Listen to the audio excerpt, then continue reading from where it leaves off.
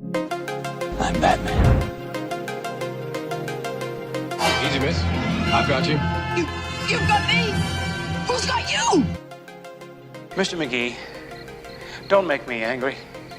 You wouldn't like me when I'm angry. I'm a doctor. But probably not the one you expect.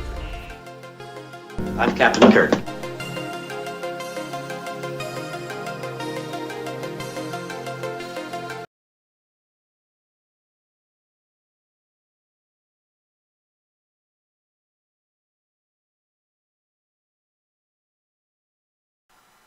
Welcome everyone to the Special Geek This Week presentation, and this is the Summer Glau panel from Pensacon 2019 at the Sager Theater in Pensacola, Florida.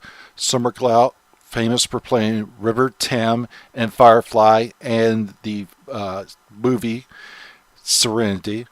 Also played Cameron in Terminator, the Sarah Connors Chronicles. She was also in the 4400, Dollhouse, Alphas, and she played Ravager in the second season of Arrow. So sit back and enjoy this panel as Summer talks about her acting career, her time on Firefly, the Terminator, the Sarah Connor Chronicles, and much, much more. And I hope you enjoyed this video despite the technical difficulties. And thank you guys for all your support. I really appreciate it. Thanks, and I hope you enjoy this video. I'm surprised I'm not seeing more brown coats, but I'm glad you all are representing. She's also, of course, been in the 4400, the Unit, Terminator, the Sarah Connor Chronicles. I know we got to have some Terminator fans here, right? Also, Dollhouse, another Joss Whedon project, and Arrow. Please welcome to the stage, Summer Glau.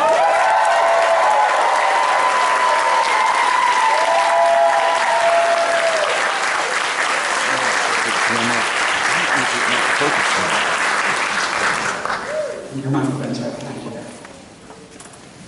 Hi, everybody. What a beautiful theater. I wish we were putting on a show. I guess we can. She's a little more interactive than maybe your average chef. So welcome to Pensacon. I hope you're enjoying this cold so far. Thank you. It's more mystical than I anticipated. We did that special for you. Thanks. So you started your career as a ballerina. So can you talk a little bit about transitioning from that to acting? Because that must have been a challenge. Well, it was a challenge. I started dancing when I was 5, and I became really serious from the beginning, and I really had a plan to be a professional ballerina for my entire life, which wasn't necessarily the wisest plan, and then I got injured. And I was actually injured because this is pretty intense. Is this too loud? I feel like, They've got a sound for you back, I'm sure. Okay. So I was doing a play, Secret, at night, on the weekends, whenever I could fit it in between my dancing. I was doing a play, and that's actually how I got hurt. I was taking a class it was actually just me, and I was 16, and it was me and a bunch of adults. It was a class for people with a fear of speaking in public. As you can see, I aced the class. And it was a really interesting experience for me because being a dancer, it was a way for me to feel like I was communicating with an audience in a safe way, because it's like when you're on stage, it's dark and you know people are watching, but you're not really having to interact. And so I was, I guess, considered to be pretty shy. So I took this class, and it was taught by an incredible drama coach, and she really lit this fire for me.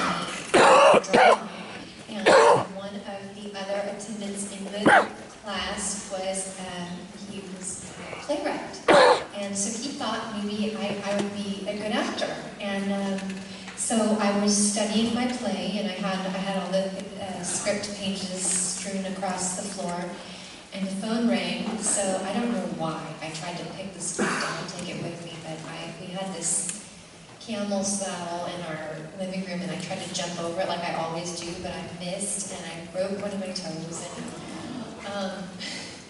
And then I kept dancing on it broken for months because I didn't want anybody else to get my roles. And I had a friend in the ballet company who was studying to be a doctor on the side, and she was giving me cortisone shots. And it all seemed to be working until it wasn't. And I finally realized that I had to give myself a few months off. So this is a really long story. I had a crush on this boy, and he was in LA, and he was dancing. He was doing like Broadway productions in LA, and he said, "You know what? You don't have to wear your pointe shoes. You could come out, and you're a really good dancer. You should just give it a try." So I came. I got my parents to drive me out there, and the day I got there, he booked Footloose on Broadway and moved. So I was there in LA with nothing to do. I started going to dance auditions, and I started going to commercial auditions, and I booked a commercial, right in the beginning. And then my foot healed, and I went back home, and I tried to go back to dancing, but there was just something that just didn't feel right anymore. And so came back out to LA. And I was a dancer for the first year. I was trying to be an actor, but I was still dancing. And then I met Joss, and changed. See, I was wondering about that because the first time most of us probably saw you on camera was in the Angel episode, Fitting the Wings, and you do dance in that episode. You play a ballerina. So I didn't know if the injury ended your career, because we do see you dancing on screen fairly frequently. I do. My foot is not the same as it was before, but I still was able to dance. The funny part, though, is about that role. When I started acting, my manager, awesome, fun woman, she told me, "Don't tell anybody you're a dancer, because then they're going to realize you're a dancer who wants to be an actress." And so I turned my dancing credits into acting credits on my resume. And I would try to downplay, that I have some dancing experience, but I'm an actress, because I took that one class for people who don't like to speak in public.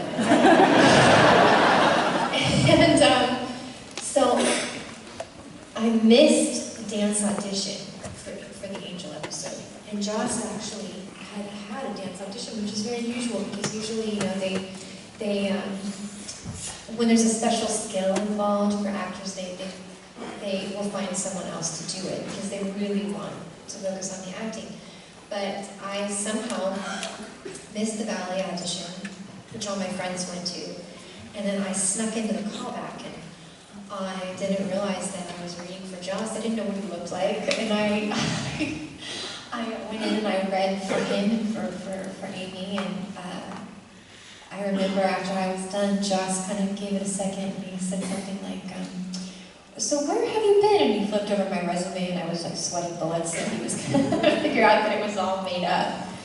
And he had me leave the room, and I thought, well, that's the last time I'll see him. And he had me come back in and do it with an accent. And I just chose an accent on the spot. And just, like, nowadays, if I had to go into an audition without practicing an accent, I would have had a heart attack and run away, but I didn't know any better at that time. I'd never acted, really, so I just did it. And he cast me without seeing me dance. He didn't know I was far more qualified as a dancer than as an actor. And I remember, too, I had that monologue. If any of you have seen that episode, I had a pretty long monologue, and I was so nervous. I even showed up with my hair and makeup done. I didn't know that actors had it done for them, because I was a dancer. And I thought I had to be ready for my cue. I didn't know that they would knock on a trailer and escort me in for my work. So I was waiting, and then I was waiting in the wings. So I did my first big tape with David, and David Boreanaz, the film and TV star. And afterwards, he came up to me and he was like, "You see that mark on the floor? That's what you're supposed to stand on." And I was like, "Oh, that over there?" I wasn't even standing on my mark. I didn't know where the lights were, nothing. And thank God, Joss just saw something in me. And I remember it was my last day of Angel that he said, I'm writing this new show, it's called Firefly. Maybe you should audition for it.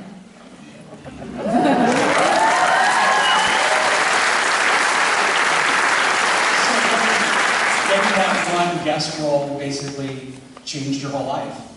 Yes, I went from eating instant potato soup, because if you add more water to it, it goes further, to being able to buy an array of vegetables and fruits. Which is something you didn't always get on the Firefly.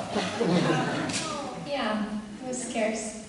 So you come into this series, you're a new actress and you're in a series right away. Talk about the experience starting on Firefly.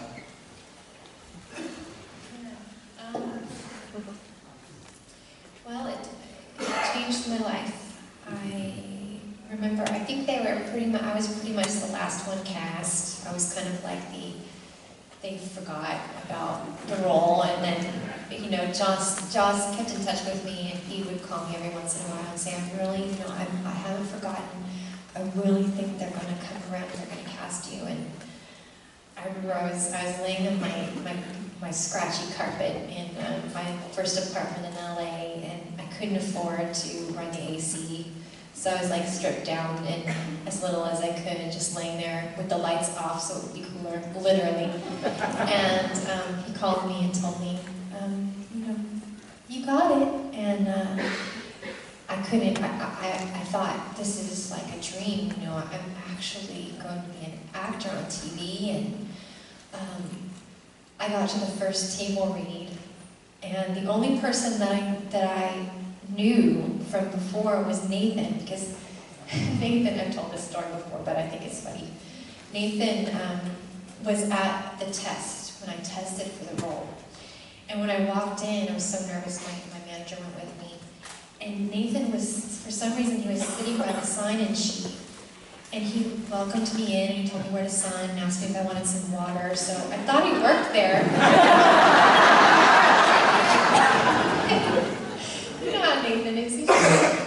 And so we waited for hours. The process took hours. And I realized that he had gone into the room, and he came out with audition sides. So I realized that he was an actor, and I said, how was it in there? And he goes, "Don't worry, I'm pretty sure we're not up for the same role." Thank God we weren't up for the same role. I wouldn't be here. See, now I want to see you play Mel and Nathan play her. Nathan would tell me sometimes when we would get to work in the mornings and we would be sitting in the makeup trailer, he'd be reading the script and he'd look at me and he'd go, "I don't know how you're going to do this one." That's my lines, it was kind of unusual, so Well, you do have some very challenging parts throughout the course of the series and in the film as well. I just recently rewatched the commentary for Serenity, and you were talking about how some of those scenes were very difficult. The scene with you and Simon and the bullet in the brain and swish, and you had said that was a scene that was very tough for you. Can you talk a little bit about how it's hard to be in a scene like that? It is tough, that was a particularly difficult scene, and Joss would really take time with it. I remember we were in there for a while, and in between takes I'd be stretching because I was still, preparing to do a lot of my fight scenes at that point.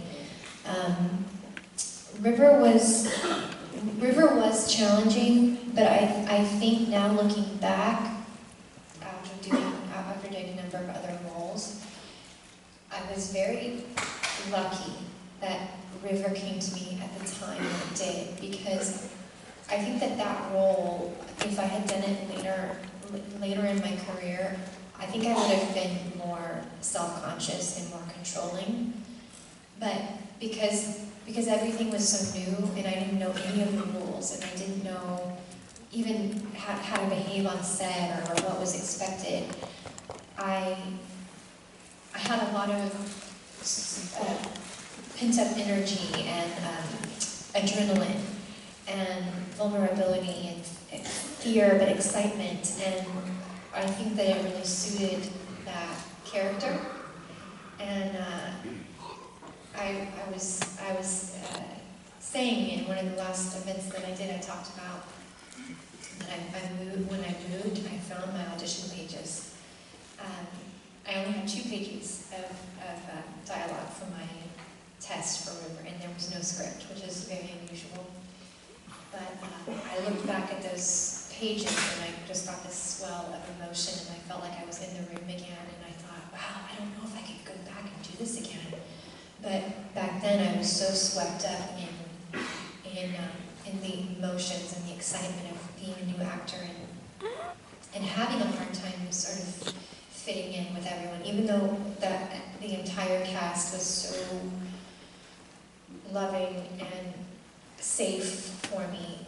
I still made a lot of mistakes and did a lot of things wrong, and it just was like it was meant to be that role at that time. So again, just to answer the question, it was tough, but it was right. It was the right time. You mentioned fight training, and obviously you did a lot of fighting on Firefly and Serenity, and have done a lot of fighting in several of your roles since. Did your dance career prepare you for the amount of physical work that you'd be doing on screen?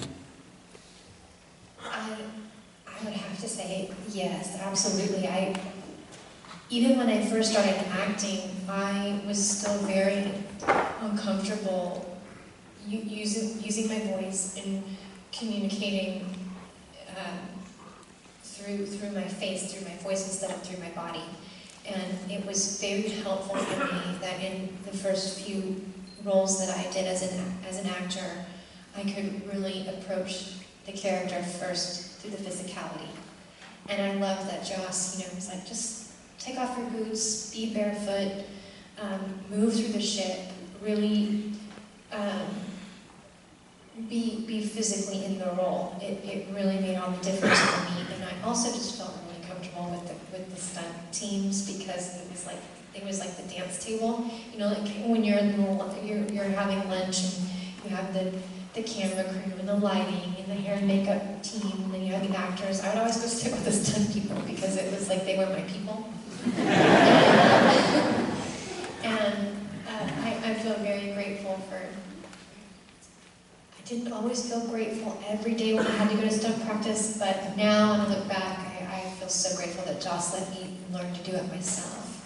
That's another thing that I've realized over time is that they don't always take the time to let the actors do the fights themselves. I really actually did the fights, and it's very rare. It was hard work, but it was really rewarding. Joss likes to work with the same actors, and of course she'll be back for Dollhouse. Any possibility we may see you working with them again in the future? I would love to. Anything, whenever, wherever. Folks, you may have noticed we have microphones at either side for questions. We'll go ahead and start taking questions from the audience now. Since we've only got one person over here, I'm going to start over here. Well, sorry. I hope you have a lot of questions. I'm just going to take this off because I'm short. So, thank you so much for being here. It's really cool. Everyone loves Firefly. I was first introduced to you from Terminator: The Sarah Connor Chronicles, which was a show that I really loved, and it was great in that it filled in a lot of questions from after Terminator 2 and kind of ignored some movies that were made. And it was great writing. I really enjoyed finding out, of course, I never got to really find out more about Cameron the way we wanted to. But with the resurgence of the Terminator franchise again, and including the film coming up with Linda Hamilton, do you think there's any way that Joss might revisit that story again? Sorry, not Joss. That the Sarah Connor Chronicles might ever come back? Well, thank you so much for your kind words. I thought that the show did a really good job of honoring the the heart and soul and the mythology of Terminator, but reformatting it for television in a way that would work from week to week and tell the story in a way that was, I don't know, very, very heartfelt and at times poetic. I really was proud of the way that Josh Friedman decided to tell the story. I don't know. I've heard rumors here and there that there have been ideas to bring it back, and I would absolutely love to. I always say, the Firefly is like my family, and I love it, and I'm so grateful for it. But it's the most fun being a Terminator. I didn't have to go to stunt practice and do the wushu. I just got to grab stuff and break it. It was really fun. And then just in the beginning, playing Cameron, I felt pretty uncomfortable because I was concerned how I would relate to an audience week to week. How am I going to make this character interesting, and how am I going to get people to feel connected to her? And then along the way, I fell under her spell, and I really, really missed the role. I found it to be endlessly compelling. It was really, really fun experience as an actress, so I would definitely be all in if they came up with a way to bring it back. Thank you. Yeah. And Lena Headey should be freed up pretty soon. I think she's done filming Game of Thrones at this point, so now's the time, right? I would love that. You know what's funny? I don't know if I should tell you this, but I dream about Lena a lot. I don't see her. But I don't know if there are certain people that just are regulars in your dreams. She can play any role. She's so versatile. But what did I just dream about her a lot. She's such an amazing woman. Anyway, yeah, I love her. I would love to work with her again. Gentlemen over here, please. Hi, Summer. Thanks for being here. If you would, could you relay a story maybe on set where the atmosphere on set became so jovial or laughing where you weren't able to make it through the scene or some situation like that that you remember? How much time you got? Right?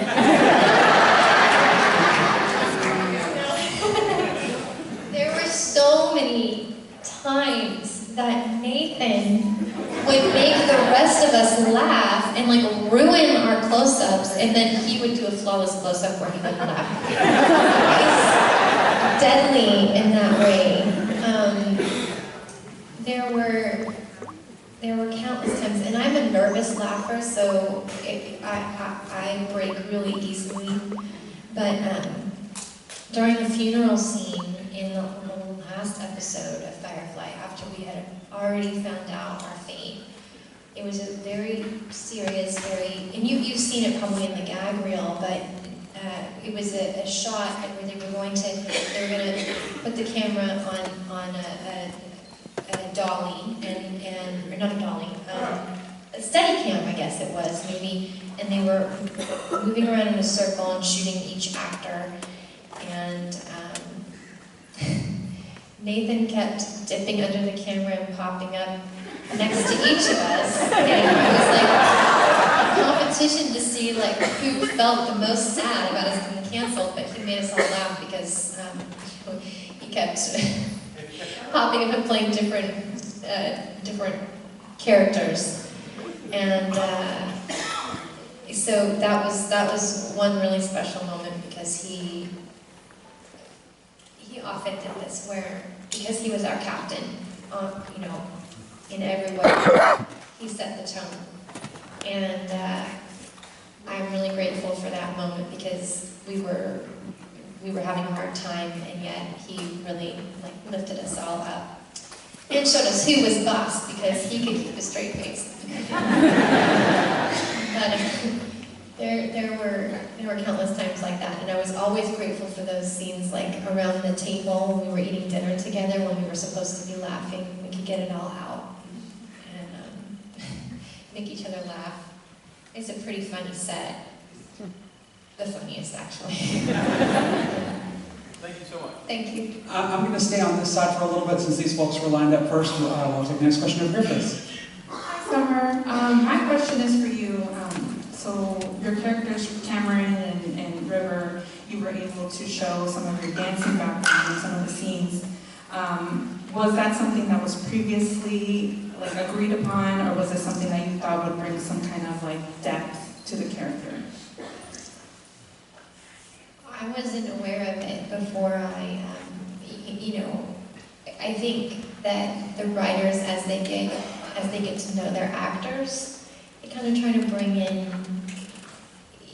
something special that you have to offer. And it was always a little bit of a double-edged sword for me, though, because when I started acting full-time, I wasn't able to be in class every day, all day, and I wasn't dancing full-time, so there's a little bit of ego involved. And now I look back and I think, Summer, why were you holding on so tight? That was a beautiful moment for you. It was something so special. Even the rehearsals, I look back at those rehearsals when I was, just so angst-ridden about, are my legs going to get as high? Am I as fast as I used to be? Or this isn't what I would do if I was, dancing full time. And I look back on it and I think, gosh, I'm so lucky that you got to bring that part of yourself into the story. And I think in both cases, or in all cases, it served the character too. It was powerful for the story. So I really enjoyed it. And I want to keep dancing more. I was talking to someone at the table this morning asking if I was going to be doing any more dancing. And I practice every day in my house. Thank you. We'll go to the cunning gentleman over here in the hat.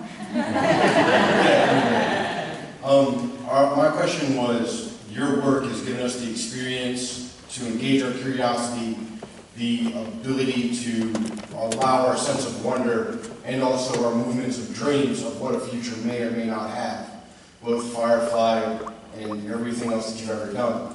Is there anything that speaks to you personally that is also an experience of work that gives you the same titles that you have given us?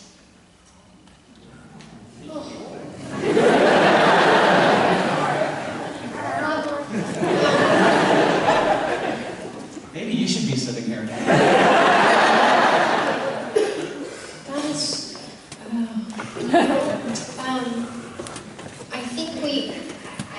I think we all have our shows.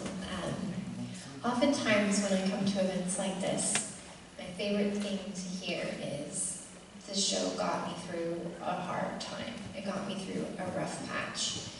And it's an honor to be there, like in some small way, inside that box, inside that life, being there with you somehow through difficult stretches. I have my shows. I don't know if they pertain to the future, how I would see the future. When I was little, my favorite was Star Trek: The Next Generation. It was sort of like my excuse to sneak into my parents' room and sneak in there. I think it was on at 10 at night, which is really late. Now I have 2 little ones, and I'm like, go to bed at 7:30. I would sneak in, and they would ask me if I could watch it. And Counselor Troy was my idol. I'll never forget the first time I met her was at a convention. I met her at Dragon Con. There was a sea of people at Dragon Con, and it wasn't just her, but it was the whole cast. And I had what I could only describe as an out-of-body experience, where I was watching myself from above, and I was in tears. Because she made that much of an impression on me, and I just think it's it's one of the coolest things about us all being here and getting together is that we can be face to face with those who really, inspired us or left their mark. So that's my whole story. Thank you. Thank you. We'll take one more on the side and then we'll start bouncing back and forth. Hey Summer, I'm Jeff. I was fortunate to have a small role in a small movie. I was cop number 3. It was only 8 hours of shooting, but when I was done, I was so physically spent. I mean, it was take after take. Do you remember a day or a scene that you had to do over and over and over that just physically wore you out? Well, yes. A few come to mind. I think one of the hardest things about being an actor is, and I didn't really realize it as much until I became a mother, is that the hours are so erratic. So you might start off your week being on set around 4 a.m. and then by the end of the week you're not going home until 4 a.m. So it can be kind of disorienting. And once you have those babies and you get them on a schedule, it's a whole other level. And that's why I'm taking more time out now while they're little so that I can be there for them. But I remember there was one day on the set of Terminator when we were shooting I was shooting a fight scene, and it was my only girl fight, and I loved it. It was incredible, and I was having such a good time until we got stuck in this the portion that was inside an elevator, and we were doing the scene for hours and hours and hours inside this elevator, and I thought I was going to lose my mind. I remember at one time Josh came up to me and he was like, "How you doing?" And I just looked at him and and he goes, "Oh, okay." It's time to flip it. Thank you. I'm glad I'm not the only one. You're not. Okay, we're going to go over to this side. I hope that you're able to enjoy Pensacola while you're here. And I have a very broad question, but I'd like to hear the answer from your perspective, which is, given your career progression and the variety of roles you've played, what kinds of roles don't exist for women right now, and what kinds of roles would you be interested in playing in the future that you haven't had a chance to? Well, thank you. If from my perspective, things have changed drastically since I first started acting. I mean, in every way. In every way they've changed. There's just more. There's more opportunities. There's more variety. There's more ways to watch. And I remember when I first started, there was a lot of pressure to just take any role that you could get. And I don't know what it was about me, or maybe about my stubbornness for how I wanted to be an actor, but I wasn't afraid to, if a role didn't make me feel good about being a girl, I wasn't afraid to say no. And it was difficult in the beginning because, some people who represent you would want you to, they just want to get you in the door. And I didn't just want to be there at any cost. I wanted to take things that made me feel good. And I feel, from my perspective, that there are so many more stories that are centered around women, and where you're not just playing the girlfriend or the hot girl, and they're more dynamic. And I was lucky that I met Joss when I did, because I feel, and countless other people do too, that he writes women so well. He, I think, writes women in a more in a well-rounded way.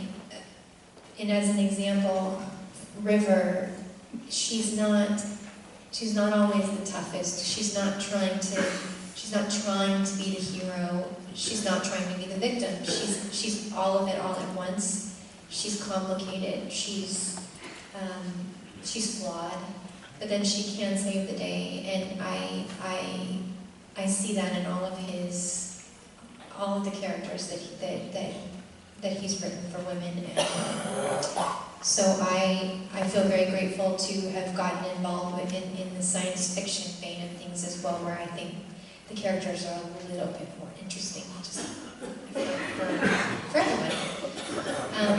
And as far as what I like to do, I think I really like to do more comedy.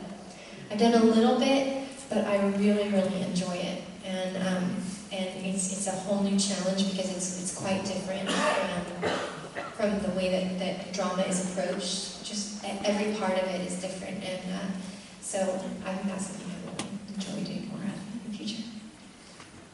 Thank you. We'll go to the gentleman over here, please. I just had a quick comment and then a question. I just want to say that watching Serenity, probably my favorite scene is that look you give Simon whenever he looks at you and says, "Am I talking to Miranda now?" that scene, that look you give is just like the most perfectly executed expression ever. My husband loves that one. The question I wanted to ask is kind of a random question. Watching Serenity, me, my wife, friends in college were watching it. Mr. Universe had a goldfish. And at the end of the movie, spoilers for anybody who hasn't seen it, when Mr. Universe is killed and the final scene and they're leaving Mr. Universe's area, my wife and her friend finished watching this movie. She is dead silent at the end of this movie, and then she asked, "What happened to the goldfish?" So there is this headcanon now with like everybody that we know that River would have demanded that they save this goldfish. Because now there's nobody to care about them. Has anybody ever even remotely said anything about the goldfish in this scene?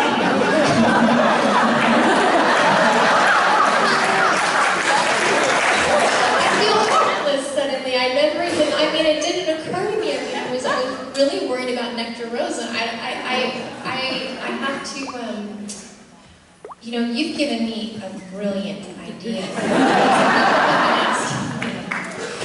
About fan fiction, what does River do next? And it's a love story between her and the goldfish.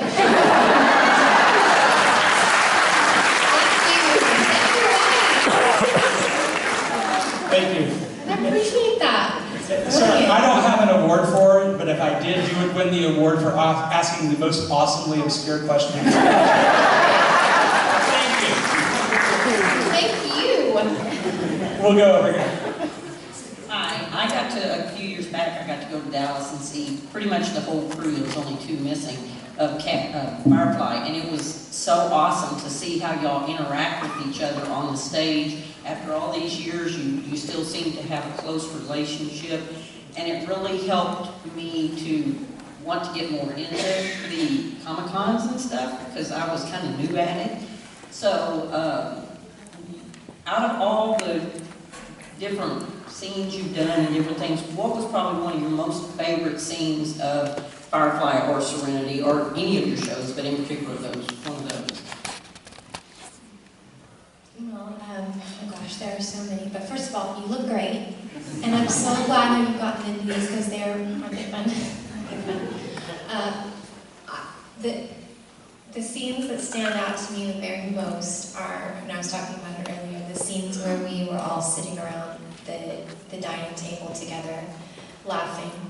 And sometimes when you're an actor and you see that everybody's in a scene and you see that everybody's going to have to get coverage, you kind of cringe because they take hours and hours and hours. But in our case, there was nowhere we would rather be, and we have, I think all of us have some really precious memories with Ron during those hours spent together, waiting for lighting and just talking, and those would be my favorite, for sure. Well, a young person. So awesome, the whole cast was just perfectly put together. Thank you.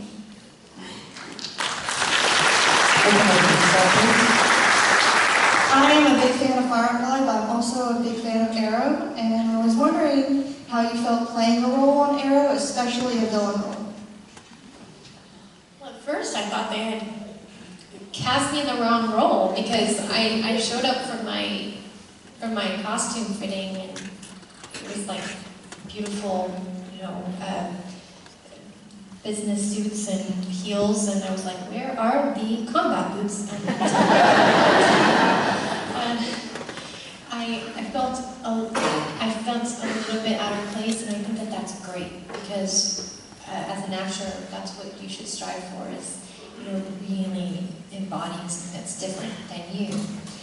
And I started to get really into it and feel more and more comfortable, and I felt like I was building up momentum. And then when they told me, okay, now you're going to be on Alter Ego, I was like, finally, yes!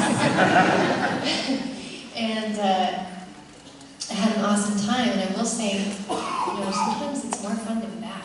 I really enjoyed it. I was an interesting way that I was except for the pants. The pants, I remember, I don't know if y'all have seen Arrow, but they're like pleather, and they don't give a lot, and they were so tight that I remember my husband was there for my first time as Ravager, and he literally picked me up and shimmied me into the pants. I put suspenders on to keep them up. And then I had that headpiece. I mean, it wasn't easy, but they gave me the swords, and it was like, okay, I forgive you. It was fun. Thank you. We'll go over here, please. Hello. I had a very simple question. If Rajesh Koothrappali hadn't realized he was drinking non-alcoholic beer, do you think you two would have ended up together?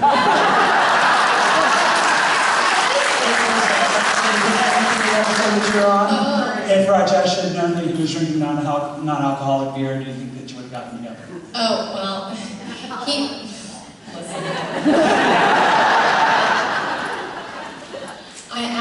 I didn't tell him this, but I kind of had a thing for Penny, so I was holding out for Penny.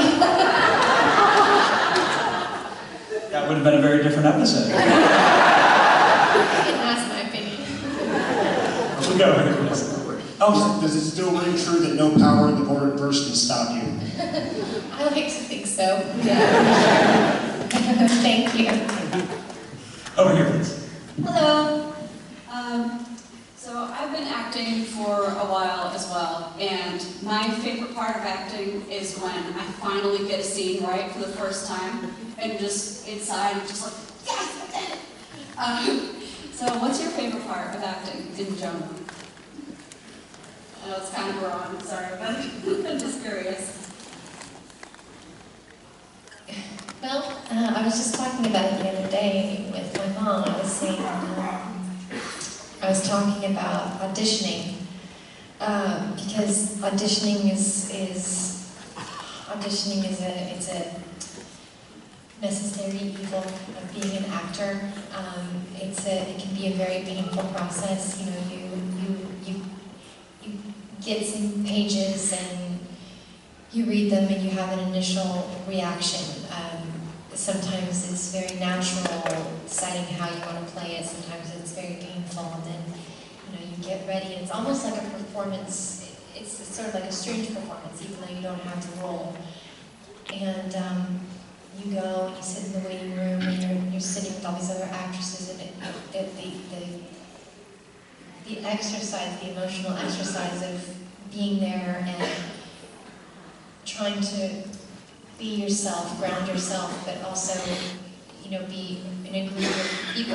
Oftentimes other actors that you know, and you know are going to have their moment to walk in and be that character too. It's a very interesting and nerve-wracking experience. And then you walk into a room, oftentimes you don't know what to expect. You don't know how it's going to be set up. You don't know how the light's going to be where a chair is going to be, how many people are going to be there to watch you. In a way, it's like you have to try to conquer your fear, you have to try to control yourself, and then when you're in the room and you start a scene, you wonder if you're ever going to reach that moment where you forget about yourself and where you're just in the moment of, you're swept up in whatever's happening in that scene. That is a high. It is a high that you sometimes don't get at all when you're shooting a scene. I've been on set some days where it's like, you know, you're really having to rely on your experience and you're having to push through and you just don't know. And sometimes people respond to that better than when you feel like you're in the moment. I've had scenes where I'm like, oh God, I hit that point where you like jump off the cliff and you soar like you're hanging in the air. It feels like you're flying. Because you forget who you are and you're really being somebody else, and it's just thrilling.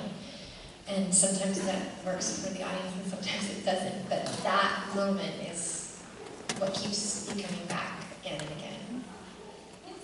Okay, thank you. Thank you. We have time for one more question, so no pressure, but it's on you, sir.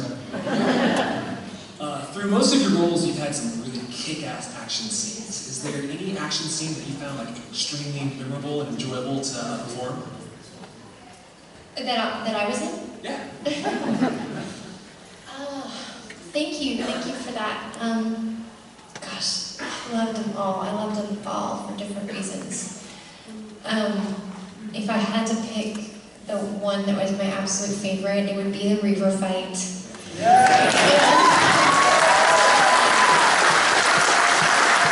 Just to tell you a little bit about it, you know, when Joss decided that River was going to be a martial arts, sort of like a human weapon, I was terrified. And then, you know, I trained really hard for months, and I would come to stunt rehearsal. We would do warm up, then we would do kicks, then we would do a sword section, and we would do different wushu exercises, and then we would get into the choreography. And I remember when I first started that scene, that it was so hard for me to move those swords. They were so heavy, and my arms were like Gumby, and I had to practice every day. And I thought, I'm never gonna be fast enough. And it's really cool and rewarding when you do something new, when you start something new, and you just do it every day. You just like put those pennies in the piggy bank over and over again. And then one day you realize, wow, I'm doing this at full speed, and I've got this, and it feels good. I was so excited to do that scene, and then I got to set that day, and all the stunt guys were in their Reaver makeup, and I didn't know who was who anymore. And so I didn't know who to slash at and who to stab. And so the guys were like, okay, no problem. We're just gonna call out our name, and then you're gonna, you know, do us in the way you have to do us. So it was like, Mike, and I would turn around and I would stab Those guys took such good care of me. And I think I only had like one semi-concussion because I actually got to make contact, because Joss wanted it to look real. I had to actually make contact with those guys, and they were real sports. I love them. That's my story. Thank you.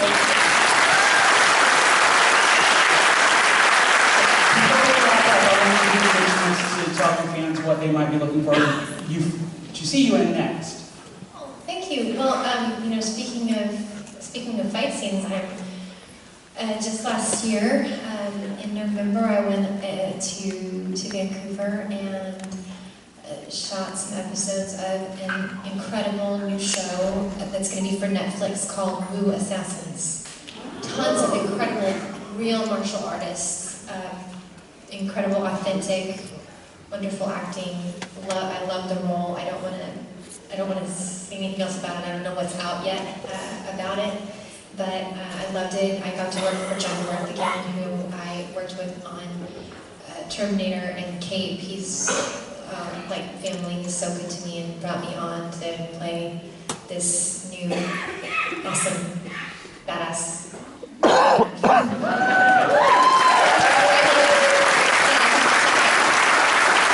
sorry we didn't get to all the audience questions, but please remember you can go see Summer at the Bay Center in the Celebrity Hall.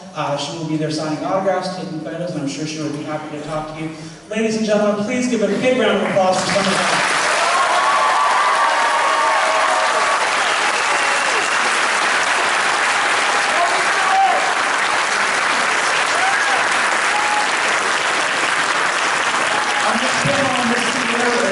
With Catherine Tate. If you're a VIP, you're welcome to stay seated. Everyone else does need to clean the room.